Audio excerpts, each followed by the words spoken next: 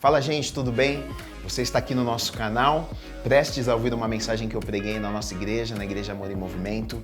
O desejo do nosso coração, do meu coração, é que realmente estas mensagens abençoem a sua vida, né? Falem com você. Se você tem sido abençoado através do nosso canal, eu vou pedir para você, se inscreve no nosso canal, ativa aí o sininho, porque quando você faz isso, o YouTube, ele vê que o nosso material é relevante, ele consegue passar para o maior número de pessoas.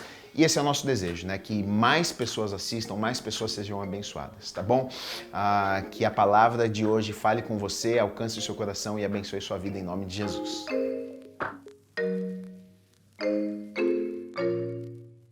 Se você está com a sua Bíblia aí, ou aplicativo, se não está, não tem problema, o texto vai ser colocado ali no telão também.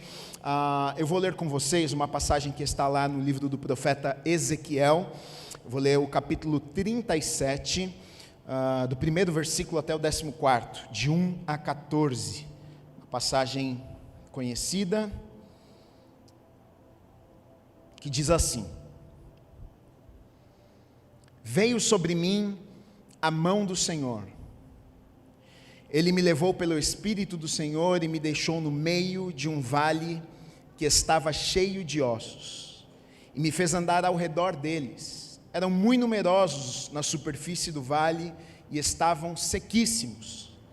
Então me perguntou: Filho do homem, acaso poderão reviver estes ossos? Respondi: Senhor Deus, tu o sabes. Disse-me ele: profetiza a estes ossos e dize-lhes: os ossos secos, ouve a palavra do Senhor. Assim diz o Senhor Deus a estes ossos: eis que farei entrar o Espírito em vós e vivereis. Porei tendões sobre vós, farei crescer carne sobre vós estenderei pele e porei em vós o Espírito e vivereis. E sabereis que eu sou o Senhor. Então profetizei segundo me fora ordenado. Enquanto eu profetizava, ouvi um ruído, um barulho de ossos que batiam contra ossos e se ajuntavam, cada osso ao seu osso. Olhei e eis que havia tendões sobre eles, e cresceram as carnes, e se estendeu a pele sobre eles, mas não havia neles o Espírito. Então ele me disse: profetiza ao Espírito, profetiza ao Filho do Homem, e dize-lhe: assim diz o Senhor Deus, vem dos quatro ventos, ó Espírito, e assopra sobre estes mortos para que vivam. Profetizei como ele me ordenara, e o Espírito entrou neles, e viveram e se puseram em pé. Um exército sobremodo numeroso. Então me disse: filho do homem, estes ossos são toda a casa de Israel. Eis que dizem: os nossos ossos se secaram e pereceu a nossa esperança. Estamos de todo exterminados. Portanto profetiza e dize-lhes: assim diz o Senhor Deus, eis que abrirei a vossa sepultura e vos farei sair dela, ó povo meu, e vos trarei a terra de Israel. Sabereis que eu sou o Senhor quando eu abrir a vossa sepultura e vos fizer sair dela, ó povo meu. Porei em vós o meu espírito e vivereis, e vos estabelecerei na vossa própria terra. Então sabereis que eu, o Senhor, disse isto e o fiz, diz o Senhor. Amém. Vamos orar. Deus, nós te agradecemos, Pai, eu te agradeço pela oportunidade que o Senhor nos dá de estarmos num lugar como este, Pai, nesta manhã, reunidos para ouvirmos a Tua palavra, Pai. Eu oro e peço que o Senhor venha falar conosco nesta manhã, Pai. Venha encher os nossos corações, Pai. Venha transformar os nossos corações, Deus. Que o Senhor fale conosco, não aquilo que nós queremos ouvir, mas aquilo que nós precisamos ouvir. Sabemos que precisamos de crescimento, sabemos que precisamos de mudança nas nossas vidas, Pai, e sabemos que só o Senhor pode fazer e causar isso nas nossas vidas. Por isso abrimos os nossos corações, por isso abrimos os nossos ouvidos para te ouvirmos nesta manhã, Pai. Que a Tua vontade seja feita neste lugar, nas nossas vidas, Deus. Usa a minha vida, Pai, para que tudo aquilo que está no coração do Senhor seja derramado sobre a vida de cada um de nós nesta manhã, em nome do Senhor Jesus Cristo. Amém e amém. Podemos aplaudir a Deus. A palavra de Deus é maravilhosa.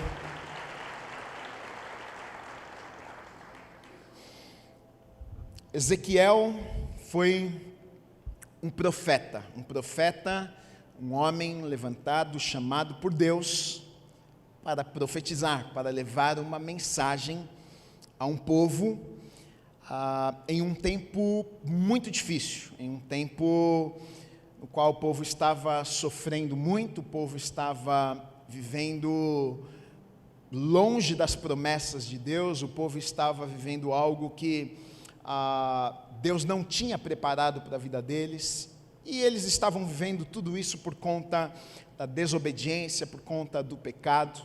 Deus levanta o profeta Ezequiel, e o livro de Ezequiel, na verdade, o livro inteiro vai falar sobre isso, são profecias, são palavras que Deus vai levar ao povo de Israel, que estava ali na Babilônia, que estava no cativeiro, e vários tipos de mensagem, na verdade. A princípio, no começo, nos primeiros capítulos, a gente vai ver Deus exortando, Deus falando a respeito do pecado, Deus falando que o povo precisava se arrepender, o povo precisava consertar os caminhos, né? O povo precisava mudar de atitude. Depois a gente vê mais para o final do livro, né, um encorajamento, a gente vê uma palavra de esperança, a gente vê Deus trazendo uma palavra: olha, eu vou restaurar a sorte de vocês, eu vou mudar a história de vocês, né? E é claro que Deus sempre tem uma palavra de esperança, mas não tinha como Deus trazer uma palavra de esperança sem antes confrontar as pessoas, sem antes trazer uma palavra de arrependimento. Afinal, aquelas pessoas estavam vivendo ali no cativeiro, um tempo extremamente difícil, de dor, de sofrimento, de lágrimas, por conta dos erros, por conta do pecado, por conta da apostasia, porque eles haviam virado as costas para Deus, né? Não era o que Deus tinha sonhado, não era o que Deus tinha preparado para aquelas pessoas. Então Deus levanta o profeta Ezequiel para levar uma mensagem para aquele povo, e o profeta Ezequiel, ele profetiza na Babilônia mesmo, né?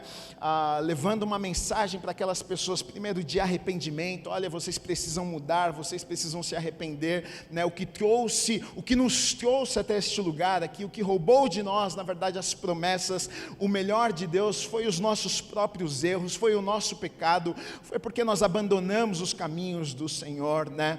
Então Deus levanta o profeta Ezequiel com essa missão, e o livro de Ezequiel, na verdade, é um livro profético, e o livro todo é cheio de visões e palavras proféticas.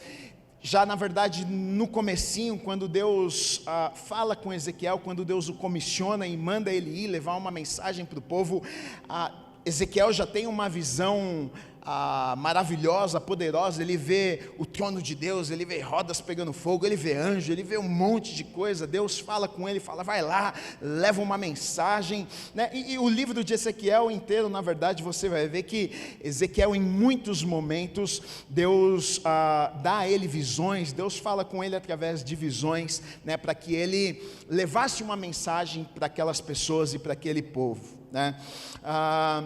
Se a gente fosse dividir o livro, eu coloquei aqui em duas partes. Eu colocaria condenação, vingança primeiro, depois consolação e restauração, né? Mas o livro daria para dividir, são 48 capítulos, o livro de Ezequiel, daria para dividir aí numas 4 etapas, né?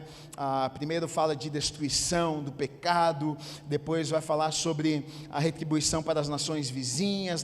Aí no final, a partir do capítulo 34 ao 48, vai falar mais sobre essa esperança, sobre eu posso mudar a sorte de vocês. Então Deus está trazendo uma mensagem de consolo para aquelas pessoas, né?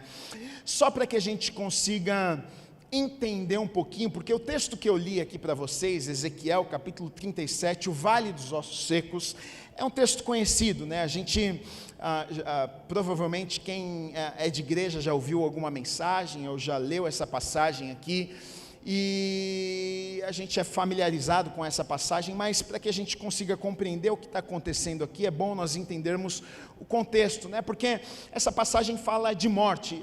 Ezequiel, ele tem uma visão aqui, ele não foi levado a um vale de ossos secos, ele não está vendo com seus próprios olhos naturais, ele é levado em uma visão. Deus o leva em uma visão, ele vê algo, né? Então ele enxerga algo. O que é que ele vê? Como nós lemos aqui, ele vê um vale. Esse vale está cheio de de ossos secos. Ele vê o quê? Ele vê um lugar de morte, ele vê um lugar onde faltava esperança, ele vê um lugar de dor, ele vê um lugar de lágrimas, né? E Deus vai falar para ele que, na verdade, aquele vale da morte, aquele vale dos ossos secos, aquilo ali era a casa de Israel, aquilo ali era aquele povo, era a realidade, era aquilo que aquelas pessoas estavam vivendo, né? Por que aquele povo estava vivendo? Por que o povo estava vivendo aquilo ali? Nossa, Gui, o povo estava, isso aqui Deus falou que era a situação daquele povo, exatamente isso. Por quê? Qual que é o contexto disso?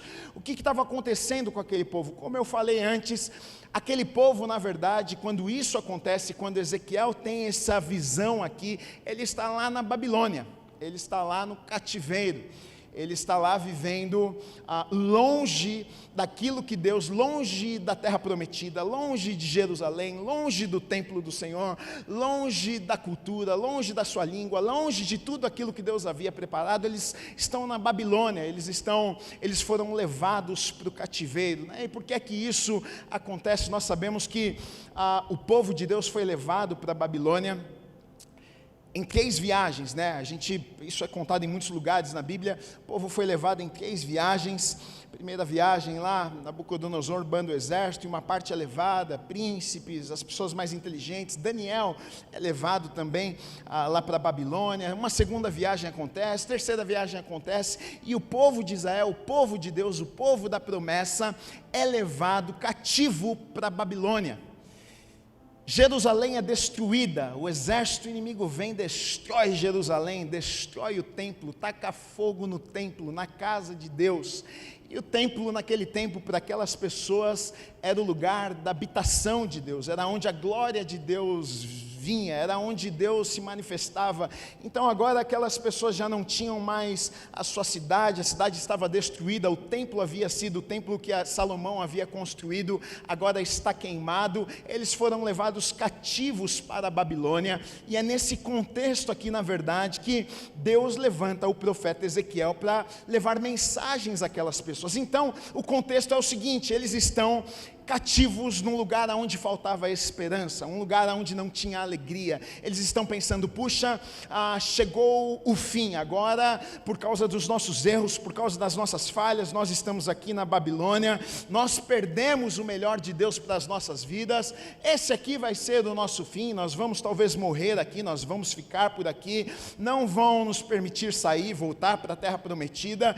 E é nessa situação, é neste contexto que eles estão, quando Deus levanta o profeta para levar algumas mensagens, né?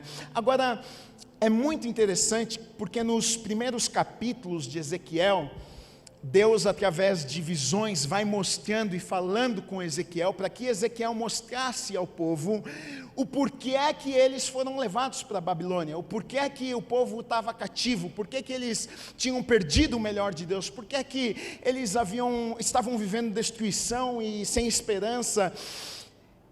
E Deus fala isso com Ezequiel através de algumas visões, para que Ezequiel falasse com aquelas pessoas. Olha que coisa interessante, Ezequiel no capítulo 8, versículos 1 a 13 diz assim: no 6º ano, no 6º mês, aos 5 dias do mês, estando eu assentado em minha casa, e os anciãos de Judá assentados diante de mim, sucedeu que ali a mão do Senhor Deus caiu sobre mim.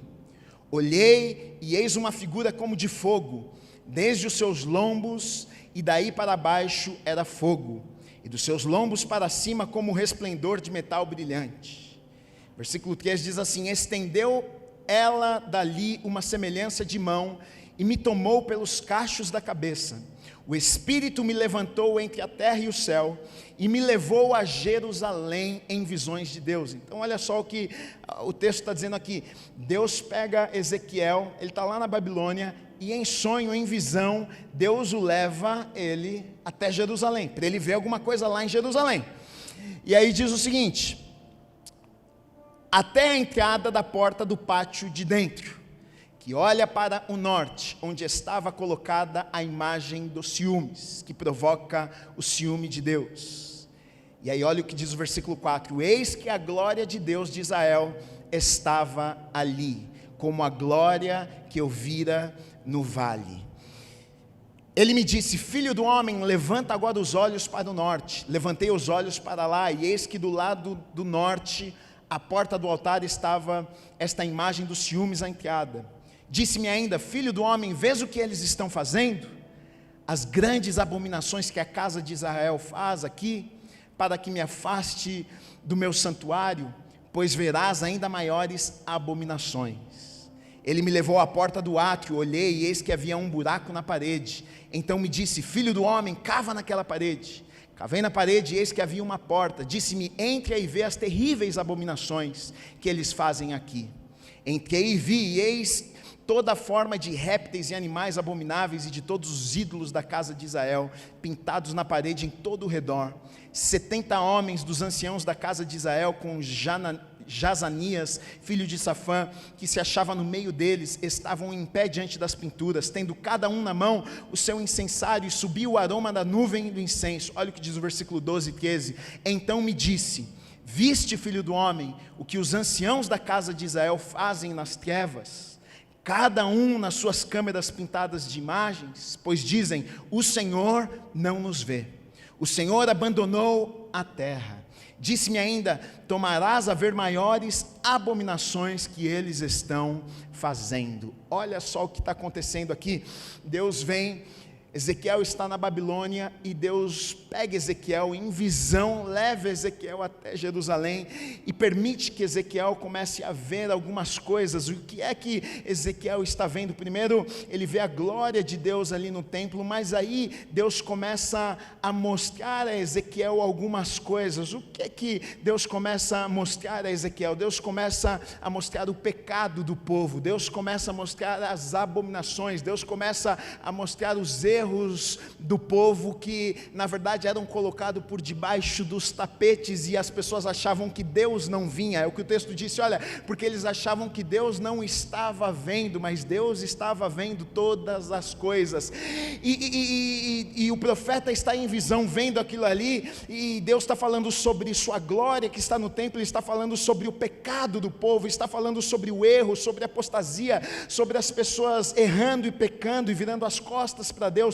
E ele segue, olha só, em Ezequiel no capítulo 9, versículo 3, diz assim: a glória de Deus de Israel se levantou do querubim sobre o qual estava, indo até a entrada da casa, e o Senhor clamou ao homem vestido de linho, que tinha o estojo de escrevedor à cintura. Então olha só, começa a descrever a glória de Deus. Aqui na visão de Ezequiel, a gente vai lendo, você vai ver que Ezequiel começa a ter uma visão, e Deus vai mostrando para ele que a glória dele vai saindo do templo. Antes estava lá no meio, de repente, agora que nós lemos aqui, a glória foi para a porta. Aí em Ezequiel 10:4 diz assim: então se levantou a glória do Senhor de sobre o querubim, indo para a entrada da casa. Ezequiel 10:18 e 19 diz assim: então saiu a glória do Senhor da entrada da casa e parou sobre os querubins. Os querubins levantaram as suas asas e se elevaram da terra à minha vista. Quando saíram acompanhados pelas rodas, pararam à entrada da porta oriental da casa do Senhor, e a glória do Deus de Israel estava no alto sobre eles. E aí no capítulo 11, versículos 21 a 23 diz assim: mas quanto àqueles cujo coração se compraz em seus ídolos detestáveis e abominações, eu farei recair sobre sua cabeça suas obras, diz o Senhor Deus.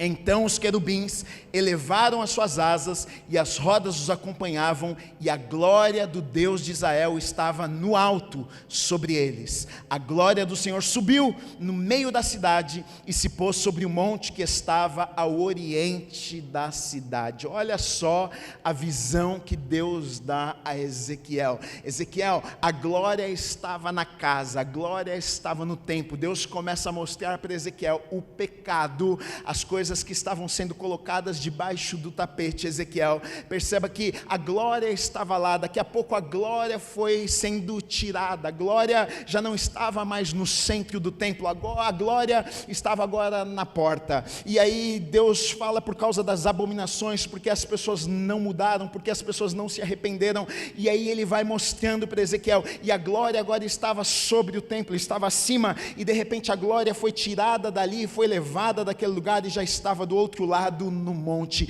O que é que Deus estava querendo mostrar para Ezequiel? O que é que Deus estava querendo falar com aquele povo? Na verdade, o que Deus estava querendo falar com aquelas pessoas: olha, por causa das abominações, por causa do pecado de vocês, vocês afastaram a glória de Deus. Porque para aquelas pessoas, o templo era a casa de Deus, era o lugar da habitação, a glória de Deus enchia aquele lugar. Mas o que Deus está dizendo é o seguinte: olha, vocês tinham a casa, vocês tinham o templo, mas por causa das abominações, por causa do pecado, o templo estava lá, mas a glória já não estava lá. A glória foi tirada, não é porque eu queria, mas por causa do pecado, por causa das falhas, por causa das escolhas de vocês. Vocês afastaram a glória de Deus daquele lugar. E na verdade Babilônia, na verdade cativeiro, é fruto, é resultado do afastamento da glória de Deus do templo, porque não era o que Deus tinha preparado para aquelas pessoas. Eles não seriam vencidos se a glória não tivesse sido tirada daquele lugar, se a glória de Deus estivesse no meio daquele povo, se a presença de Deus estivesse ali no templo. Com certeza os inimigos não venceriam, não destruiriam o templo, não levariam o povo cativo, mas a glória já não estava ali. E templo sem glória se torna vulnerável, templo sem glória se torna vulnerável, e o fim sempre vai ser Babilônia, sempre vai ser cativeiro, sempre vai ser sofrimento, sempre vai ser destruição. Agora, como que isso se aplica nas nossas vidas? Nós sabemos que templo, para mim, para você hoje, a presença, a glória de Deus não está mais num lugar como este, em quatro paredes, templo, igreja. A glória de Deus não se manifesta num lugar como este por causa do lugar. Hoje eu e você somos templo, habitação da glória, da presença de Deus nas nossas vidas, mas através daquilo que fazemos, das nossas escolhas, das nossas atitudes, nós podemos fazer a mesma coisa que aquelas pessoas fizeram. Eles tinham o templo, mas a glória já não estava mais no templo. Eu e você podemos afastar a glória do templo, eu e você podemos afastar a presença de Deus das nossas vidas, e quando fazemos isso, nós estamos vulneráveis para o inimigo vir e nos levar para a Babilônia, nos levar para esse lugar de sofrimento, nos levar para esse lugar de dor, nos levar para esse lugar que Deus nunca sonhou e planejou para as nossas vidas, roubar o melhor de Deus para nós, que na verdade nunca foi a vontade de Deus para mim e para você.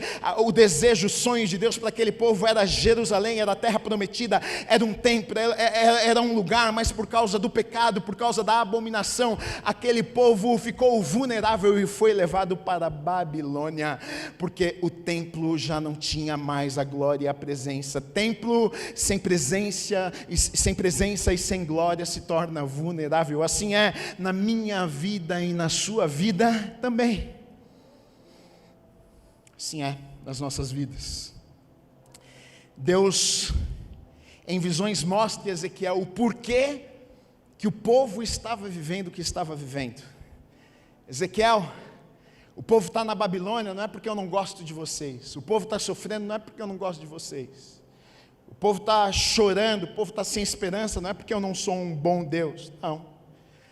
Às vezes a gente sofre nas nossas vidas e a gente pensa: puxa, será que Deus é bom mesmo? Porque se Deus fosse bom, será que eu estaria vivendo o que eu estou vivendo? A pergunta que a gente tem que fazer talvez não seja essa, não é se Deus é bom. Será que eu não afastei a presença? Será que o templo não está vazio? Será que as minhas escolhas não afastaram a presença? Será que eu não caminhei num sentido oposto daquilo que Deus tinha para a minha vida? E por conta das minhas escolhas e decisões, eu cheguei neste lugar que eu estou hoje? Babilônia foi fruto e resultado de escolhas daquele povo. Então, quando já lá no final do livro, Ezequiel 37, que nós estamos lendo aqui, depois de Deus já ter exortado, depois de Deus já ter falado, depois destas visões: olha, vocês estão na Babilônia, vocês estão neste lugar onde falta esperança, vocês estão neste lugar onde não tem alegria. Já Deus exortando e falando: mas vocês fizeram coisas para estar aí. Depois de exortar, lá no final, então Deus vem, ali quando nós lemos aqui no capítulo 37, Deus mais uma vez em visões leva leva o profeta Ezequiel até um vale. E aí ele vai falar mais uma vez com o profeta através dessa visão, e o profeta chega ali nesse vale e só tem ossos secos, só tem morte nesse vale. E o profeta, eu penso que ele deve ter chegado ali e falado: bom, que palavra de esperança é essa que Deus está querendo trazer, se ele me trouxe para um lugar onde só tem morte? Ele olha aquilo ali e vê aquele monte de osso, um vale de ossos secos, um lugar triste, um lugar de morte, um lugar sem esperança. Porque olha só, se tem uma coisa na vida que não tem como resolver, é a morte. Tudo se dá um jeito, né? Agora a morte, morreu, morreu. Não tem como. Se você não falou enquanto estava vivo, morreu, não dá mais tempo. Já foi. Eu queria ter consertado, mas já morreu, agora não dá mais tempo. Eu queria ter pedido perdão, mas morreu, não pediu, não tem como agora. Se tem uma coisa que, para nós, seres humanos, a gente se sente, não tem o que a gente fazer, é a morte. E o profeta, ele chega ali naquele lugar de morte, Deus o leva a esse lugar de morte, ele tem uma visão, e aí Deus fala para ele: olha, na verdade esse lugar aqui que você está vendo, esse vale de ossos secos, essa aqui é a realidade da casa de Israel, isso aqui são vocês, isso aqui é o povo, isso aqui é Israel, isso aqui é a realidade de vocês. E o profeta sabia porque ele estava sentindo na pele, ele estava lá na Babilônia, ele sabia o que o povo estava vivendo, e ele deve ter olhado e falado: é isso mesmo, Deus, a gente está vivendo isso aqui, lugar de tristeza, lugar de morte, lugar de choro, lugar de clamor, lugar que a gente olha e não encontra a esperança, não encontra uma saída. Agora eu fico pensando, será que Deus não podia ter usado uma coisinha mais fácil? Porque quando Deus fala: olha, isso aqui são vocês, ele deve ter pensado: bom, Deus falou que eu estou num lugar de morte, é porque não tem jeito, então Deus, obrigado, Deus, olha, então não tem saída mesmo, né? Está morto. Não tem saída para Israel, não tem saída para as nossas vidas, não tem uma solução para esse povo, a gente vai ficar lá na Babilônia mesmo, a gente vai morrer lá mesmo, o Senhor não pode fazer nada nas nossas vidas. E na verdade, muitas vezes nas nossas vidas é exatamente o que a gente sente. Na verdade, tem momentos, tem circunstâncias nas nossas vidas que a gente se depara com algumas coisas, alguns problemas, que a gente pensa: puxa, isso aqui não tem como resolver, isso aqui agora eu não tenho como passar, isso aqui eu não tenho como resolver, isso aqui chegou ao fim, não tem jeito de Deus restaurar minha casa, não tem jeito de Deus restaurar minha família, não tem como Deus restaurar minha vida financeira. Enfim, tem momentos nas nossas vidas que a gente olha e parece que a gente está nesse mesmo lugar que o profeta Ezequiel está olhando para um vale de ossos secos, onde a gente não consegue enxergar esperança. Mas aí Deus faz uma pergunta ao profeta: Ezequiel, pode estes ossos reviverem? O profeta responde bem, eu acho, porque na cabeça dele ele deve ter pensado, pode não. Mas ele responde para Deus: Deus, o Senhor que sabe, porque ele sabe quem Deus é, ele sabe que ele não pode fazer nada, mas ele sabe que Deus pode fazer tudo. Ele fala: o Senhor que sabe. O Senhor falar que pode, pode. O Senhor falar que não pode, não pode. Eu não vou dar essa resposta. O Senhor que tem que responder aqui. O Senhor que sabe se alguma coisa sobrenatural pode acontecer aqui nesse lugar. E aí então Deus começa a falar com Ezequiel, Deus começa a falar com o profeta algumas coisas, né? A partir do versículo 4 disse assim: disse-me ele, Deus falando: profetiza a estes ossos e dize-lhes: ossos secos, ouve a palavra do Senhor.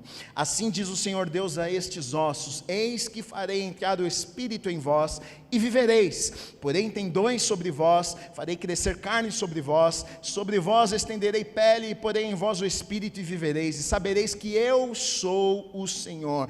E segue falando aqui a mesma coisa: eu vou colocar meu Espírito, profetiza, eu vou fazer. Agora, duas coisas aqui que me chama a atenção é o seguinte: Deus pergunta, Ezequiel responde, fala: Senhor, o Senhor que sabe. E aí então Deus vem e dá uma orientação ao profeta.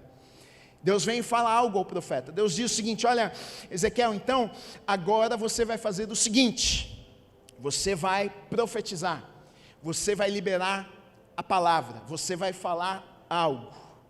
Agora, o profeta, ele tinha uma escolha, ele podia ouvir aquilo que Deus estava falando e falar: eu sou louco, vou falar alguma coisa para esse bando de osso seco aqui, nada vai acontecer, eu não vou falar nada. E se ele não tivesse falado, nada teria acontecido, mas ele ousou, ele falou: não, se Deus está falando para eu falar alguma coisa, eu vou falar e eu vou profetizar. Agora, o que eu acho mais legal aqui nessa história é porque Deus, na verdade, puxa a responsabilidade para ele.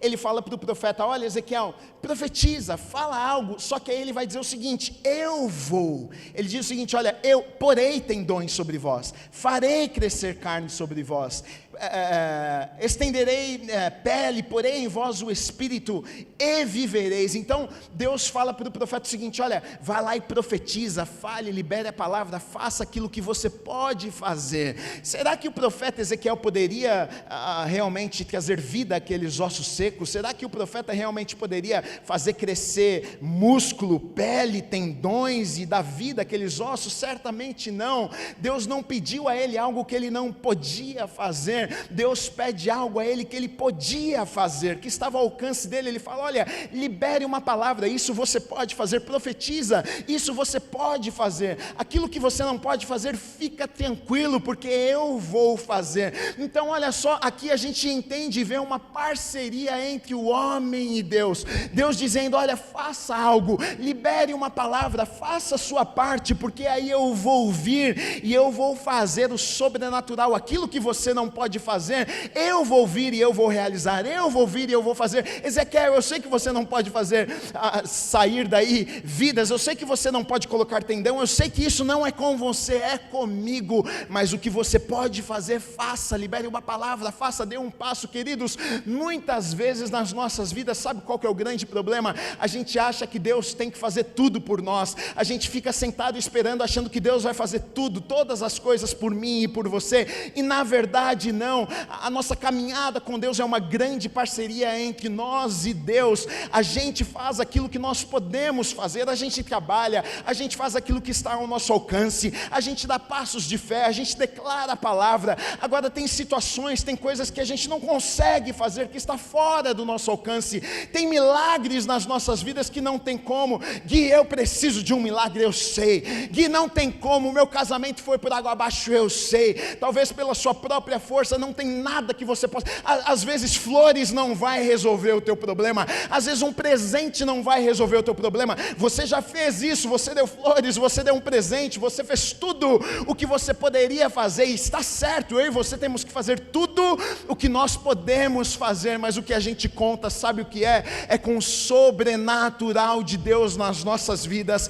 Quando a gente dá um passo na direção de Deus, quando a gente faz aquilo que nós podemos fazer, Deus vem e faz aquilo que nós não podemos fazer nas nossas vidas. Mas eu e você precisamos dar passos. Tem um amigo meu que fala uma frase, eu não sei se é dele, mas eu gosto bastante, que diz assim: não peça para Deus guiar seus passos se você não estiver disposto a mover os seus pés. Não peça para Deus.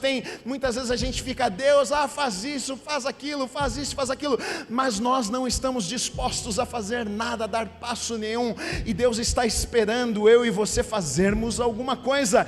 Deus disse ao profeta: fale, libere uma palavra, faça alguma coisa. Isso você pode, nem tudo você consegue, nem tudo você vai conseguir, nem tudo você pode, mas o que você pode, faça. Ezequiel libera uma palavra, Ezequiel declara vida sobre aqueles ossos, e de repente aquilo que ele não podia fazer começa a acontecer, aquilo que ele não podia realizar começa a acontecer, um milagre, algo sobrenatural começa a acontecer. Como que pode isso? E é claro, porque nós servimos a um Deus de milagres, nós cremos nisso. Essa história na verdade nos mostra que nós servimos a um grande Deus, um Deus que opera milagres. E o que é que Deus estava dizendo para Ezequiel? Na verdade ali, Deus estava dizendo para Ezequiel: Ezequiel, entenda uma coisa, vai lá, libera essa palavra para aquele povo, libera essa palavra para aquelas pessoas, libera, profetiza lá, fala com aquele povo. Sabe por quê? Deus estava dizendo: eu vou fazer ainda no meio de vocês, eu ainda vou mover no meio de vocês, eu vou soprar o Espírito dos quatro cantos da terra, e eu vou ainda abençoar este povo, eu vou tirar vocês do cativeiro, eu vou levar para a terra prometida. O povo não tinha mais esperança, o povo não conseguia ver um futuro, o povo olhava e dizia assim: não tem jeito. Mas Deus estava dizendo: vai lá, pode falar, profetiza, encoraja, levanta as pessoas, porque eles não conseguem encontrar uma saída, mas eu sou Deus de milagres, eu sou Deus que venho com mão forte e faço aquilo que eu falei, eu cumpro com a minha palavra. Ezequiel acredita, Ezequiel libera uma palavra, e aí a gente vai ver que milagres acontecem quando Ezequiel faz aquilo que Deus havia mandado ele fazer. E assim é na minha, na sua, nas nossas vidas. Agora, um lugar de morte, ossos secos, lugar terrível, e Deus manda Ezequiel: profetiza, fala. E aí o texto vai nos contar que naquele monte de ossinho começa a bater, osso com osso. Primeiro que metade já não pagava para venda, já saía correndo. O osso começa a bater, meu irmão. A gente, você está no velório, o morto levanta, acho que não sobra um.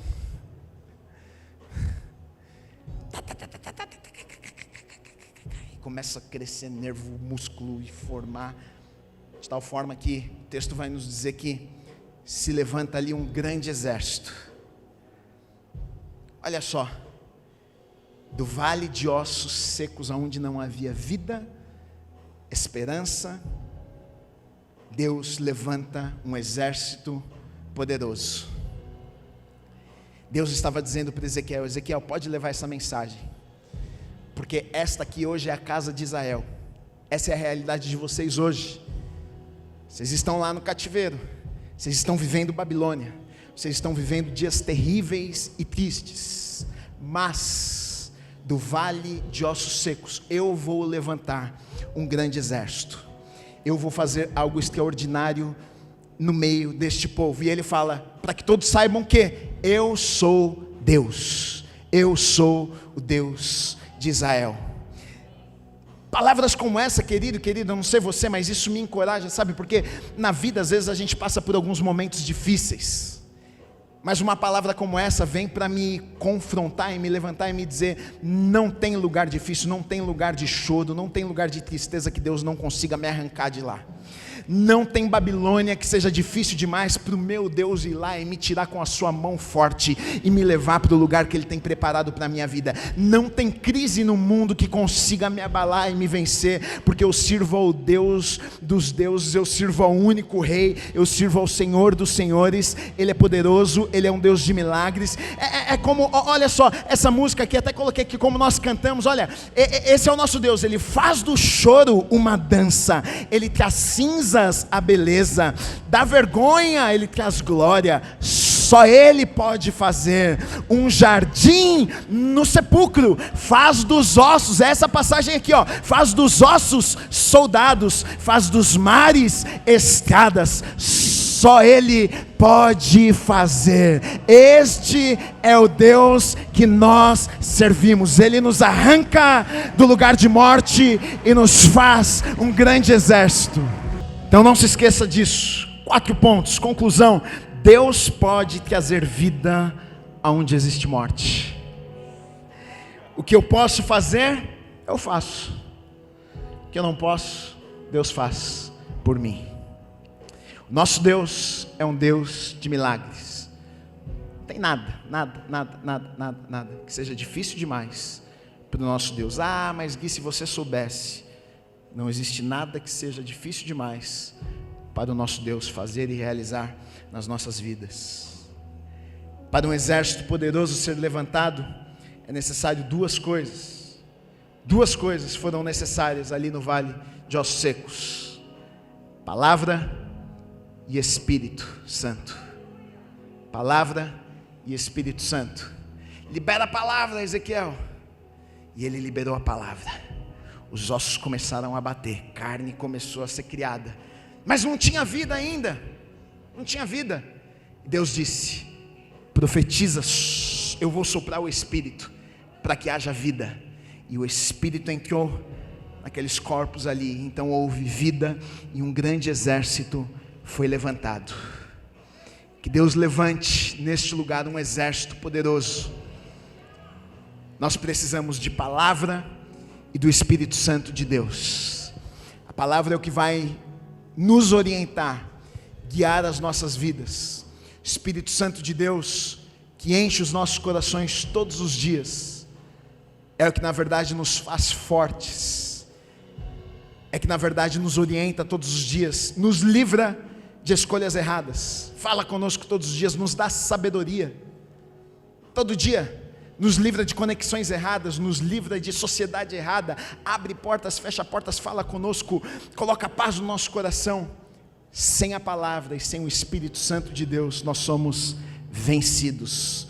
Mas se nós tivermos a palavra de Deus guiando, dando direção para as nossas vidas, e formos cheios com o Espírito Santo de Deus, seremos levantados como um grande exército poderoso para vivermos tudo aquilo que Deus tem preparado para as nossas vidas e estabelecermos o reino dele aqui nesta terra, em nome de Jesus. Você crê nisso?